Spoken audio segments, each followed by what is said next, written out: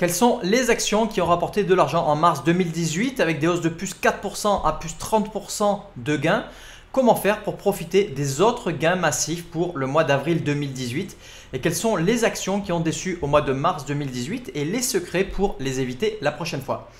Bonjour et bienvenue dans cette nouvelle vidéo de suivi mensuel des marchés boursiers.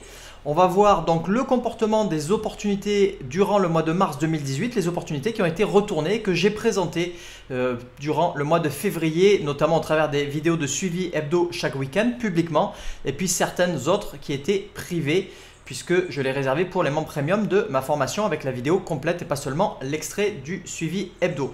Vous allez voir donc l'efficacité de ma méthode exclusive Gagner en bourse simplement, aussi bien à la hausse qu'à la baisse. Mais juste avant, comme d'habitude, cliquez sur le bouton s'abonner pour rejoindre les autres traders gagnants abonnés à la chaîne YouTube Bourse Ensemble et pour pouvoir recevoir les prochaines vidéos. Alors les marchés américains et européens pour le mois de mars 2018 ont été très volatiles aussi comme pour le mois de février. On a accusé une baisse importante sur l'ensemble de nos indices de référence et de nos marchés sur lesquels on opère en Europe et aux États-Unis, avec une baisse allant de moins 2,69% pour le S&P 500, donc c'est pour les US, à moins 2,88% pour le Nasdaq et le CAC 40. La tendance de fond au niveau mensuel est toujours bien en zone verte, c'est-à-dire en tendance haussière. On va voir tout ça dans un instant dans ProRealTime, notre plateforme d'analyse graphique et technique. Et en hebdomadaire, on est toujours en zone verte pour les marchés américains, donc en tendance haussière, et en zone orange, c'est-à-dire sans réelle tendance, ni tendance haussière ni tendance baissière pour les marchés européens. Voilà, on est dans ProRealTime, donc PRT Software, pas la plateforme de trading où vous avez un compte réel, mais vraiment la plateforme d'analyse graphique et technique. Je suis sur le Nasdaq avec une échelle mensuelle, 250 unités de temps affichées. On voit clairement la grosse tendance haussière, la forte augmentation des volumes. On va faire donc une analyse rapide des marchés. Donc la bougie qui nous intéresse, c'est l'avant-dernière bougie pour le mois de mars 2018 avec une baisse de moins 2,88% pour le Nasdaq. Comme vous voyez, grosse volatilité, je vais zoomer encore un petit peu plus, comme pour le mois de février avec des longues mèches. Donc une longue mèche haute, une mèche basse assez importante aussi, un corps rose pas très grand, donc qui indique une baisse et une forte augmentation des volumes, donc grosse volatilité sur l'indice du Nasdaq. Et donc je vais dézoomer de nouveau, vous voyez qu'on est largement au-dessus des deux moyennes mobiles à 50 mois et 200 mois, donc largement en zone verte, représentée ici par mon indicateur maison zone. Donc zone verte tendance haussière, zone orange sans tendance et zone rouge tendance baissière. On va regarder le S&P 500 aussi avec une volatilité importante, toujours pour les marchés américains avec une baisse de moins 2,69%. Constatez qu'on a eu une baisse assez similaire sur l'ensemble des indices, pas trop de variation entre les différents indices au niveau de la baisse et toujours de nouveau une assez grosse volatilité avec une mèche haute et une mèche basse assez importante, un petit peu comme on avait retrouvé déjà au mois de février. Le mois de janvier avait été le sommet le plus haut atteint pour le S&P 500 et là on repart à la baisse, donc toujours avec de forts volumes sur une échelle de temps donc mensuelle et donc une échelle de temps grande, large pour voir l'ensemble des marchés. On est largement au-dessus des deux moyennes mobiles aussi, donc toujours en tendance haussière. Il n'y a pas trop de soucis à se positionner à la hausse, notamment en mensuel sur les marchés américains. Le DAX pour les marchés allemands, en zone verte aussi en mensuel avec une baisse pour le mois de mars de 2,73%. Et donc le plus haut on l'a atteint en janvier aussi et on est en train de se rapprocher de la moyenne mobile à 50 mois, donc de se rapprocher de la zone orange sans réelle tendance qui viendrait donc invalider la tendance haussière. Le CAC 40 pour notre indice de référence pour le reste de la zone européenne avec l'indice PXI en mensuel, une baisse de 2,88% comme pour le Nasdaq et on se rapproche aussi de la moyenne mobile à 50 mois, donc de la zone orange. Là on est toujours en zone verte depuis un petit moment, donc pas encore véritablement de soucis non plus pour le reste des marchés européens sur une longue tendance de fond avec une échelle de temps mensuelle. Mais en hebdomadaire, je vous rappelle, comme je l'ai dit en introduction, on est en zone verte pour les marchés américains et en zone orange pour les marchés européens. Donc ça se dégrade petit à petit. Et en journalier, vous le savez déjà, et je publie sur l'ensemble des médias sociaux la tendance au quotidien de l'ensemble de nos marchés de référence. Donc tout se dégrade petit à petit en journalier, un petit peu moins en hebdo et encore un peu moins en mensuel, c'est normal, on est sur des échelles de temps plus larges, donc une réactivité beaucoup plus faible. Alors en termes d'opportunités pour le mois de mars 2018, on a eu des gains allant de plus 4% à plus 30% étalés sur tout le mois de mars, avec des opportunités qui ont été retournées principalement en janvier et février, et donc surtout avec des baisses pour obtenir tous ces gains. Donc tous ces potentiels explosifs présentaient les caractéristiques typiques habituelles de calme plat avant des tempêtes, propre à ma méthode exclusive, et il suffit ensuite de surfer facilement sur la hausse ou sur la baisse qui suit, et en l'occurrence au mois de mars c'était principalement les baisses. Alors pour rappel, je vous précise de nouveau que les screeners et les indicateurs techniques sont des outils techniques qui effectuent grosso modo 99% de l'effort de recherche et d'analyse aussi en partie, mais ils ne font pas tout, ce n'est pas la solution miracle. La sélection finale se fait manuellement en suivant des règles précises, et on va en voir quelques-unes au travers de cette vidéo. Vous pouvez en voir d'autres pendant mes vidéos de suivi hebdo chaque week-end avec les extraits que je publie sur la chaîne Bourse Ensemble et sur la chaîne YouTube Bourse Ensemble et sur le site Bourse Ensemble. Je montrerai aussi au travers de cette vidéo quelques opportunités qui ont déçu. Malheureusement, ça arrive, c'est tout à fait normal. En revanche, ce sont donc les trades gagnants qui compensent largement les trades perdants, et c'est sur cela que vous devez focaliser votre attention et laisser courir vos gains au maximum.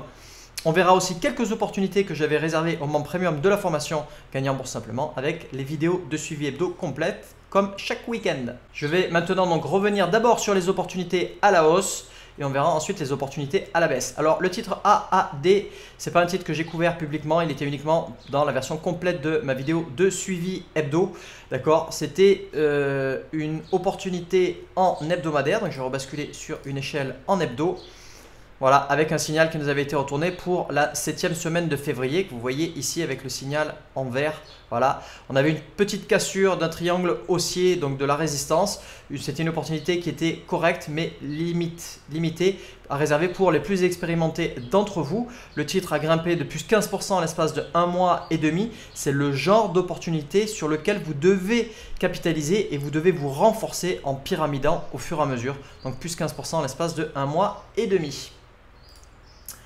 Titre suivant, toujours à la hausse, c'est le titre ATR, avec en hebdomadaire aussi une belle opportunité qui nous avait été retournée la même semaine, la 7e semaine donc, de 2018. On avait cassé un rectangle plat cassé par le haut avec une forte tempête cette semaine-là. Le titre fait du surplace depuis. Il faut conserver tout simplement, on est loin des stop-loss.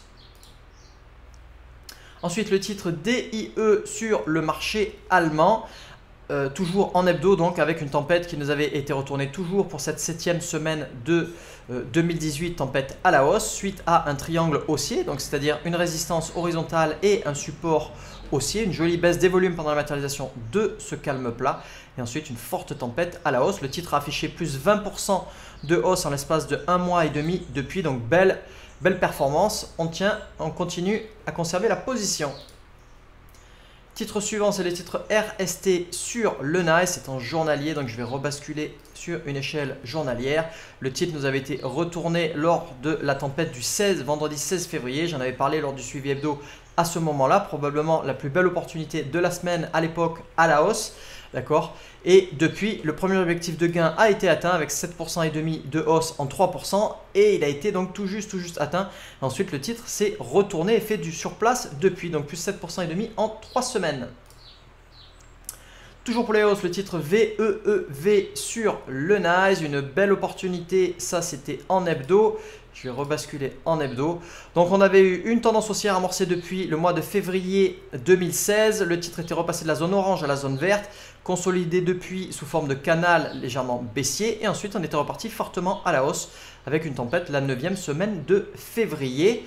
J'avais annoncé qu'il y avait un pullback important à prévoir après une telle hausse par la suite, donc on avait pas loin de 20% de hausse sur la semaine. Le titre a continué son envolée pendant une ou deux bougies par la suite, donc une ou deux semaines, puisque je suis sur une échelle de temps hebdomadaire.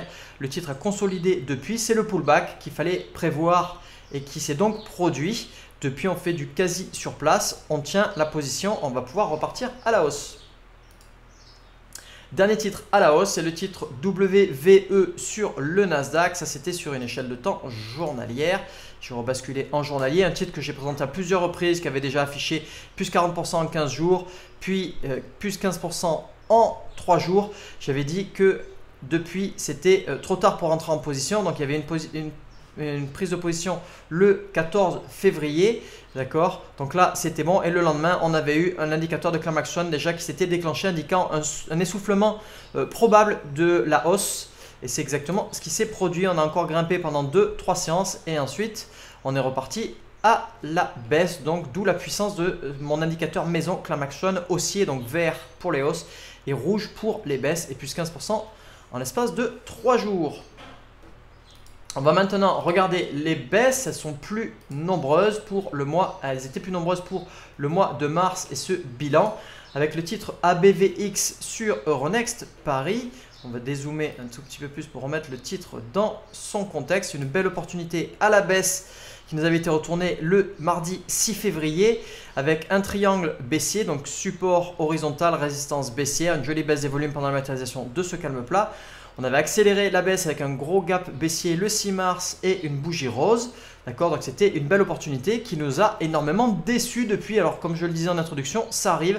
Le titre est reparti légèrement à la hausse. On est venu casser notre stop loss, fait du surplace depuis, reparti fortement à la hausse aussi de nouveau avec l'équivalent plus ou moins d'un spasme haussier le mercredi 14 mars. On n'avait pas de signal qui s'était déclenché à ce moment-là. Et ça, c'était 2 jours avant une annonce de résultats trimestriel ou semestriel d'ailleurs à ce moment-là.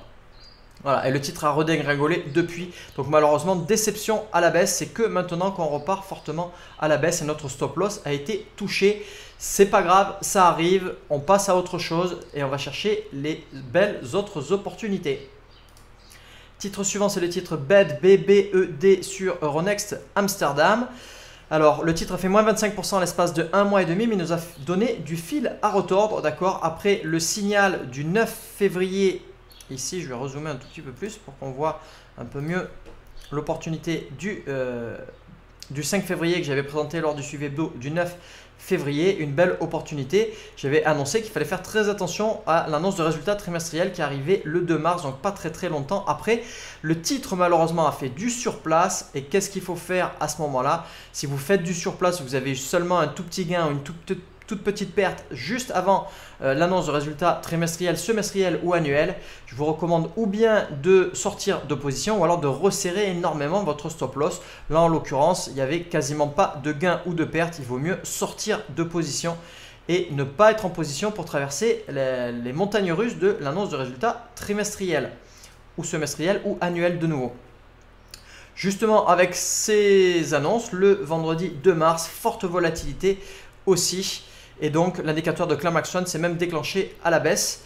Comme quoi aucun indicateur n'est parfait. Le titre a affiché une belle performance et pourtant l'indicateur de Climax One s'est déclenché le 2 mars et le titre a continué de courir à la baisse depuis.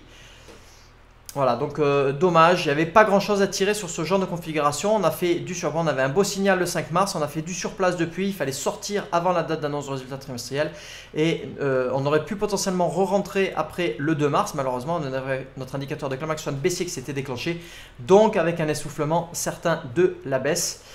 Et donc, ce n'était pas particulièrement intéressant pour re-rentrer de nouveau. Notre indicateur nous a fait fausse route et les cours ont continué de chuter malheureusement.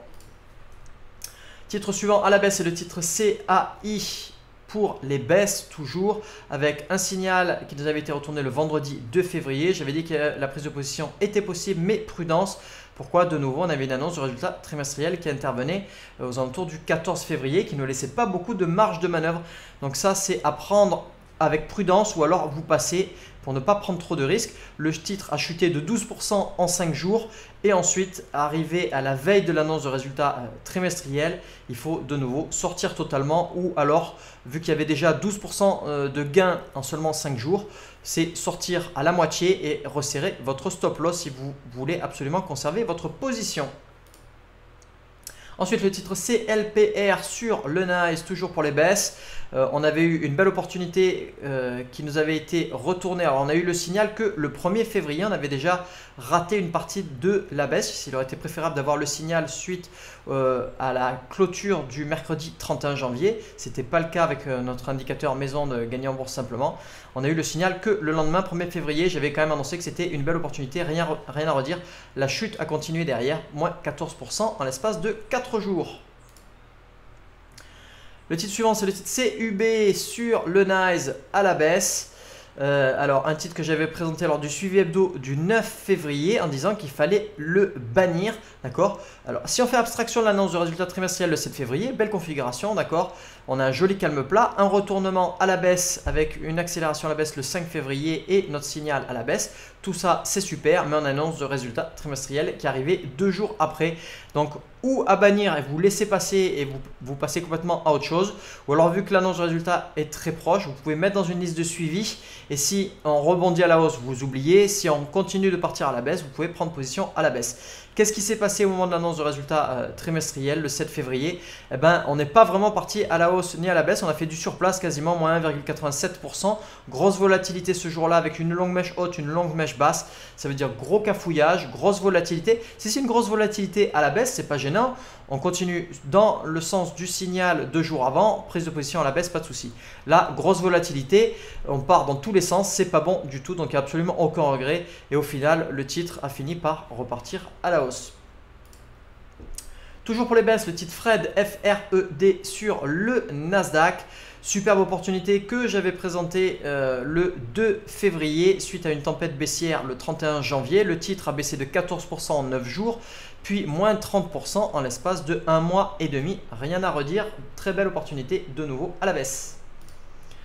Ensuite, le titre GPOR sur le Nasdaq. Ça, c'était en hebdo. Je vais rebasculer sur une échelle hebdo. Rezoom un peu plus. Donc, un titre qui dégringolait depuis avril 2016, qui était passé de la zone verte à la zone orange, puis la zone rouge. Tout juste retourné en zone orange aux alentours de août-septembre 2016. Et ensuite reparti en zone rouge, consolidation sous forme de triangle symétrique. Et on avait eu une tempête baissière pour la 5e semaine de 2018. Le titre fait du surplace malheureusement depuis. Alors là, qu'est-ce qu'il faut faire dans ce genre de situation? Vous pouvez conserver grosso modo encore au total pendant une vingtaine, 20-25 bougies. D'accord. Si au bout de 20-25 bougies, il n'y a toujours rien qui se passe, vous êtes beaucoup mieux à sortir de position et à réallouer votre capital sur une plus belle opportunité qui intervient par la suite. Donc là, on conserve et on verra d'ici 20-25 bougies. Le titre CLIC KLIC sur le Nasdaq, ça c'était en journalier. Je bascule en journalier. Et donc, je vais rezoomer un peu plus. Donc il y avait eu une belle opportunité aux alentours du 31, c'était le 30 janvier. Belle opportunité, mais il y avait une annonce de résultats trimestriels qui avait lieu le lendemain. Donc surtout pas de prise de position.